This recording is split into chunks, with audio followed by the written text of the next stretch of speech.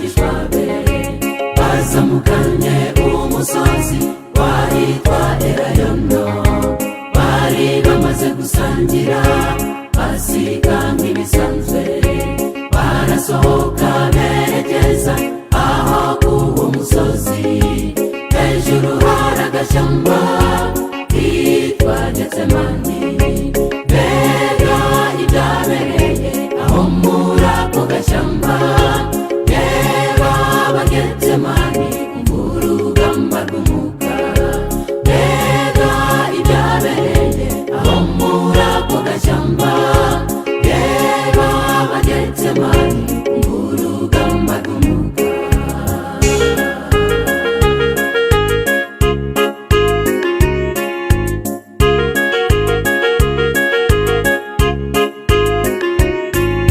Abamarayika mw'ijuru bitegereje urugamba, bahagaritse inanga zabo mw'ijuru haba gutuza.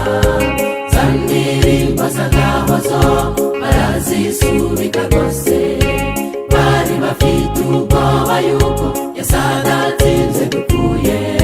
Iryo joro hari agahinda, Yesu azi ibyacu. Mbega ibyabereye aho muri ako gashyamba, reba Abagetsemani urugamba rw'umwuka.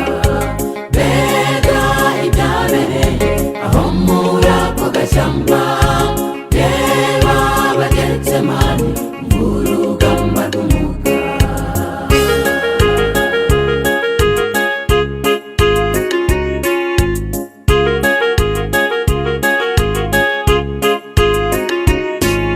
Satani yakaze cyane urupfu rushinyitse amenyo.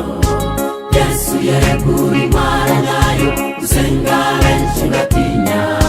Abigishwa bo kumusengera, umwanzi atimusinzire. Akomeza kurwana rumwe maze abwira Satani